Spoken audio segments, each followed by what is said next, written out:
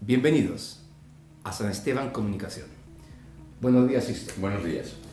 Tenemos con nosotros al profesor Sixto Castro. Los que no lo conocéis, Sixto es profesor de filosofía en la Universidad de Valladolid. Tiene estudios de música y de teología. Y hoy nos viene a hablar de su último libro, Teología Estética, Fundamentos Religiosos de la Filosofía del Arte. Vaya título, Sixto.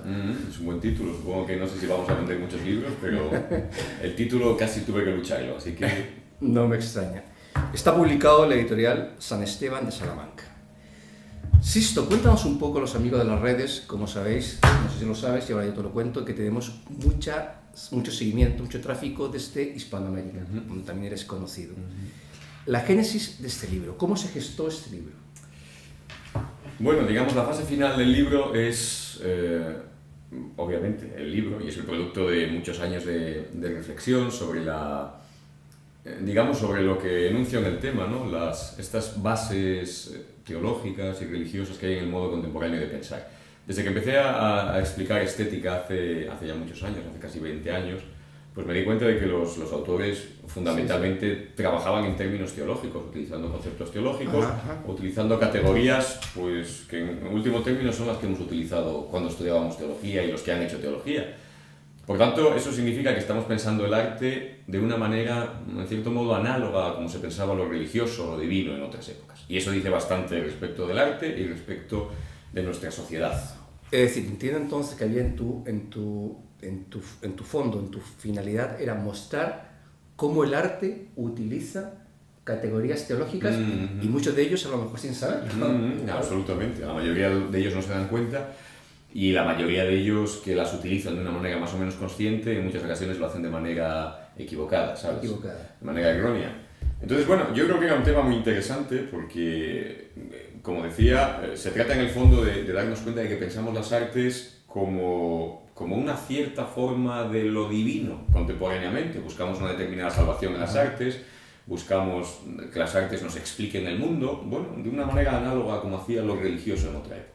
Disculpa, por curiosidad, para que nuestros amigos sepan, ¿tienes otro libro de estética o es tu primer libro? No, de estética tengo varios ya. El primero se publicó en San Esteban también en el año 2005, que se llama En teoría es arte, y era una especie de introducción a la temática, a la estética en general, a los grandes temas, a los grandes problemas, las grandes teorías estéticas. Y luego acabo de publicar recientemente, en este año 18, creo que ha salido también en Herder, precisamente en Herder, México, ha salido otro que se llama Pensar el arte, una filosofía del arte, que también es una introducción, digamos, actualizada a la problemática contemporánea de la estética. ¿Sí? A ver, para situarnos esto, ¿cuántos libros tendrías en el mercado? No lo sé. ¿En serio? Me acaban de preguntar antes y yo no sé cuántos tendré, 8, 9, 10. Realmente he perdido la cuenta porque no lo miro, podría mirarlo con facilidad, pero sí tengo unos cuantos. ¿Sí? Amigos, que estamos frente a un profesor de filosofía en condiciones. Enhorabuena. Gracias. Bueno, Sixto, ahora nos tienes que contar entonces un poco las claves para entender este libro. Porque como comprenderás, profesor Sixto, teología estética, a lo mejor la gente se asusta y dirá, hoy yo no puedo con este libro o es demasiado para mí. Entonces, si nos explicas un poco cuáles serían las 3 coordenadas claves para entenderlo mejor, pues te lo vamos a agradecer. Pues sí, básicamente decía antes que tuve que luchar el título porque evidentemente un editor no le gusta el título, no es un título comercial, pero es un título que yo creo que marca una especie de disciplina. Es fácil de entender lo que yo quiero decir. Cuéntanos. Y lo que he hecho es copiar básicamente a otro filósofo que escribió hace años una obra que se llamaba Teología Política, y ahora todo el mundo habla de la teología política sin mayores problemas. ¿Qué es la teología política? Pues básicamente la reflexión de que nuestros, los grandes conceptos políticos son, en último término, conceptos teológicos. Cuando hablamos del soberano, el soberano, en último término, no es más que un trasunto o una copia o una imagen de Dios. Cuando hablamos de leyes, estamos pensando en la ley divina trasladada al ámbito humano. O sea, de alguna manera en el ámbito político pensamos todavía teológicamente y lo hacemos en el ámbito literario, siempre que buscamos la intención de un autor, siempre que hablamos en términos de creación de una obra de arte, en último término está la creación divina. Por eso es una teología estética, en el sentido de que trato de mostrar cómo en el fondo la reflexión contemporánea sobre las artes es una reflexión que en último término está pensando en términos teológicos. Vale, entonces sería la primera clave, o sea, entender este Esa es libro, la primera clave, que el arte está utilizando categorías teológicas y muchos de ellos a lo mejor sin saberlo. En efecto. Vamos con la segunda clave entonces. La segunda clave es, digamos que podríamos pensar, y seguramente todo el mundo es consciente de ello, sobre todo la gente que es amante de las artes, de los museos, correcto. Incluso de la gente que va al cine, de cómo nuestra manera de comportarnos ante las artes también tiene un componente ritual, un componente comunitario, un componente, digamos que utiliza casi su propia liturgia. Cuando vamos a un museo, pues hacemos ciertas cosas propias de museo y además de una manera religiosa. Se habla más, o sea, la gente se siente más libre para chillar y andar pegando gritos en una catedral que en un museo. En un museo no se puede. Yo les digo muchas veces a mis alumnos que por qué no podemos aplaudir en medio de una pieza musical en un auditorio cuando nos sentimos animados. Si esta música está hecha para bailarse, pero allí hay gente que nos prohíbe. Correcto, correcto.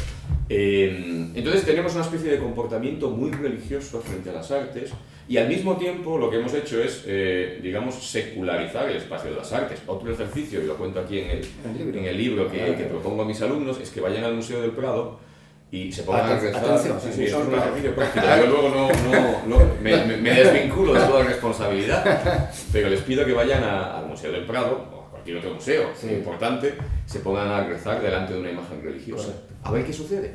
Simplemente hemos, de alguna manera, desfuncionalizado las obras de arte de tal modo que simplemente nuestra relación con lo artístico es una relación distante, una relación casi de veneración, de adoración, y no sabemos muy bien ya en una ocasión si estamos ante una obra de arte, ante un icono religioso o incluso ante un objeto que no tiene ninguna relevancia pero que es obra de arte. O sea, pensar todo esto, cómo nos movemos en un mundo donde no se puede diferenciar por medios perceptivos si esto es una obra de arte, si es un icono religioso o si es simplemente un objeto cotidiano, se puede hacer muy bien utilizando categorías teológicas. Todo esto que suena muy complicado, o sea, como estoy diciendo, se pueden poner múltiples ejemplos. El otro día hablaba, cuando hicimos la presentación, de cómo en el Guggenheim de Nueva York hubo hace poco una exposición que era, digamos, un váter de oro, ¿no? Una obra de catedral. Eso es interesante, claro, un váter de oro. Claro, un váter de oro. Entonces la gente hacía colas enormes para poder utilizar este váter de oro, que es una obra de arte. Ah, pero un váter funcional. Funcional. Entonces, claro, la cuestión es que uno entra en ese váter y no simplemente, es un espacio muy pequeño, porque es el váter normal del museo, un espacio pequeñito, correcto, donde tú entras detrás de mucha gente que ha entrado antes a hacer sus cosas. Sí. Entonces la cuestión es que uno lo puede pensar con horror, diciendo, pero ¿por qué alguien hace esta cola? O sea, digamos, el museo ha montado toda una historia donde nos cuenta por qué nuestra relación íntima con el arte, el váter de oro, que solo el 1% de la gente que entra al museo puede verlo, igual que solo el 1% de la gente del mundo tiene la riqueza mundial o no sé qué cuestiones. O sea, hay un enorme discurso, pero la cuestión es que buscamos una experiencia y somos capaces de peregrinar en el museo para ponernos a esa cola, esperar, pues de un modo seguramente análogo a como hacen los peregrinos que van a Compostela, claro, o besar la reliquia de un santo. Exacto. Algo es muy semejante. Entonces, cuando vamos al museo buscamos reliquias. Esto que pintó Leonardo. Entramos en un espacio y esto, Leonardo simplemente hace desaparecer todo autor de la sala en la que él está. Y buscamos Leonardo y buscamos un contacto. Contacto casi, digamos, místico, como teníamos como las reliquias. Disculpa, ¿y eso del libro por dónde Pues esto está, mira, por ejemplo, el experimento que planteo está al principio. Vale.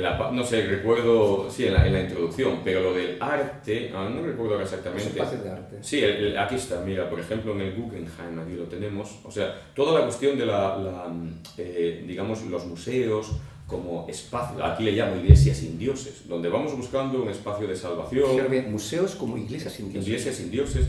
La cuestión es, claro, y eso nos ayuda a pensar también lo que hacemos con nuestras iglesias cuando las convertimos en museos, que en cierto modo lo que hacemos es que los dioses o Dios en la tradición católica simplemente ya no esté. O sea, nosotros vamos al museo y muchos autores, a la iglesia y muchos autores dicen, pero es que la gente ya no enciende una vela, ya no reza una oración, simplemente mira.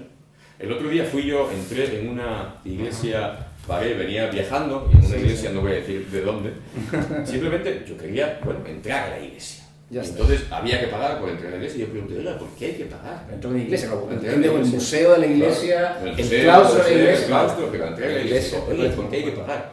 Y me dice el tipo que estaba en la puerta, ¿y tú a qué vienes aquí? Entonces esa pregunta me sorprendió, o sea, ¿a qué se va a una iglesia? Yo le dije, toma el euro. Ya está, no vamos a discutir eso. O sea, me pareció tan violento decir, ¿a qué viene usted a una iglesia? Pues ¿a qué voy a venir a una iglesia? O sea, es la cuestión de que ya venimos a las iglesias a mirar, a ver como si fuésemos a un museo. Y yo creo que ese es un movimiento que algunos, lo trato también, creo, aquí en el libro de manera tangencial, que es, digamos, que juega bastante contra la idea del culto religioso o de la religión, porque nos estamos musealizando también las iglesias. Y eso es un peligro, creo yo. Bueno. O sea, que todo esto está en este libro, que es muy complicado, no sé, pero no lo está. Creo que es muy... Y hay tres claves. Entonces, los conceptos teológicos se utilizan, se han copiado de alguna forma, han pasado a la filosofía del arte. Los espacios sagrados se han secularizado en tanto, a lo mejor, en lo que llamaríamos hoy museos o salas culturales, artísticas. Y tercera clave. Y la tercera clave es, quizá, esta estaba pensando de algún la modo... última es esa la para última, concluir, para que ya lo leáis y lo compréis en San Esteban, eso es editorial. Eso. La última es, digamos, estaba pensando también en la manera de hacer teología. Porque la cuestión es que muchas veces debatimos respecto a la cuestión religiosa y la mayoría de la gente con la que hablas y que no está muy en contacto con lo religioso, cuando critican lo religioso también, habitualmente piensan que lo religioso es simplemente un conjunto de ideas que tenemos. O sea, tú crees esto y yo creo otra cosa, tú eres religioso y yo no. Y lo que trato de mostrar aquí es que lo religioso es mucho más que eso. O sea, simplemente utilizando esta terminología tan moderna del siglo XX, lo religioso es una forma de vida. Y tan religioso es tener ciertas ideas como cantar un cántico, como vestir de una determinada manera o como ejercitar determinados rituales, ¿no? O sea, no es solo el fundamento intelectual. Las artes han jugado en muchas ocasiones un papel básico en lo religioso. Y yo lo que trato de mostrar aquí es que las artes no son algo que esté fuera de lo religioso, que traemos para embellecer, para adornar, sino que es que el canto gregoriano no es embellecer el canto, es una oración. Pintar, el ejemplo que pongo aquí es el ejemplo de las celdas de San Marcos de Florencia, que ahora es un museo, un convento de los dominicos de Florencia, que está pintado por Fray Angélico. Claro, y esto no lo pintó Fray Angélico para que la gente fuese a verlo y se mantuviese a distancia viendo qué bonito es. Pintó en cada celda de un fraile, digamos, una escena del Evangelio, una escena de la tradición, simplemente para que los frailes fuesen conscientes de la tradición a la que pertenecían, rezasen a esta imagen, viviesen con esa imagen. Entonces todo esto cambia. Y entonces la teología quizá haya que pensarla pienso yo, que no soy un teólogo tampoco, ¿no? Los teólogos me reñirán, pero pensarla un poco más como se piensan las artes, quizá, ¿no? Contemporáneamente hemos pensado las artes como un espacio en el que ejercemos un tipo de juicio que no es un juicio, digamos, apodíctico, y esta es una palabra muy rara, no es un juicio definitivo, un juicio que demuestre, sino el juicio estético es un juicio que está convencido de que, podríamos decir así, de que está en lo cierto y de que todo el mundo debería pensar de la misma manera. Cuando a mí me gusta algo, ahora ustedes no lo ven, pero tenemos aquí un claustro magnífico delante. Yo estoy viendo este claustro y estoy diciendo, este claustro es bonito, es bello y le debería gustar a todo el mundo. Pero si alguien dice no le gusta, yo sigo pensando que le debería gustar, pero no puedo forzar su juicio. Este es el espacio de las artes. Entonces la teología, creo yo que debería utilizar, pienso, esta manera de reflexionar. O sea, cuando uno reflexiona sobre lo religioso, sobre los conceptos básicos de la tradición, uno está convencido de que hay un núcleo de verdad ahí, pero que no se puede imponer. Y sin embargo, tenemos que seguir tratando de mostrar su posibilidad, su manera, su veracidad, etc. Esto en el fondo es la predicación. La predicación no es, digamos, dar a alguien con una maza, ¿no? O con un argumento irrebatible. Voy a ponerte un pequeño ejemplo. Perfecto. Esto que quizá lo entiendan, no sé, supongo que si algún filósofo está más o menos enterado, alguien que haya estudiado filosofía, lo sabrá. Hay un argumento muy célebre que se ha debatido a lo largo de toda la historia. Tú has sido profesor de filosofía, lo sabes, ¿no? Un argumento ontológico para demostrar la existencia de Dios. Es un argumento que va y viene en la historia. O sea, lo importante de ese argumento... Hasta Russell, me acuerdo yo, lo he utilizado... Desde el principio hasta el final. Unos dicen que prueban la existencia de Dios y otros que no. Pero grandes todos. Sí. Claro, o sea, por ejemplo, San Anselmo dice que sí, Santo Tomás que no. Descartes que sí, Kant que no. O sea, va así. Entonces, es igual. O sea, contemporáneamente hubo una presentación de un filósofo norteamericano en México, hizo una formalización lógica de este argumento, una de tantas que hay, ¿no? Entonces la presentó a un matemático y el matemático se quedó mirando el argumento y diciendo, el argumento prueba la existencia de Dios. Pero a mí no me convence, seguro. Pero solo la pizarra, claro. Entonces la cuestión de estar pensando siempre en argumentos, pues de algún modo no sé si nos lleva muy lejos. Entonces este tipo de racionalidad más estética yo creo que tiene mucha más fuerza y mucho más recorrido. O sea, tú apuntaste un tema para los teólogos, para la teología, pero yo siempre voy ahora más, estoy más en la línea de la predicación del día a día. Una predicación tan conceptual, una teología tan sin experiencia. Yo creo que al final se nos va vaciando, no sé si de contenido, porque a lo mejor los conceptos encierran mucho, pero no se hace vital. Sí, es verdad. Y la gente cuando no tiene esa experiencia, busca sucedáneos, pues no sé, sí. Mi respeto, a lo mejor una peregrinación, una procesión o el arte. O el arte en el fondo viene a sustituir eso que a lo mejor la teología cristiana no es capaz de entregar. Sí, eso es cierto. Es absolutamente así. Además, tenemos que pensar que a lo largo de la historia, buena parte de los dogmas que luego se articularon de manera conceptual venían funcionando ya en términos artísticos. Por ejemplo, el dogma de la Inmaculada Concepción. Inmaculadas tenemos desde mucho antes que se declarase el dogma. ¿No? O sea, digamos, en las artes, esa experiencia se ha acojado allí.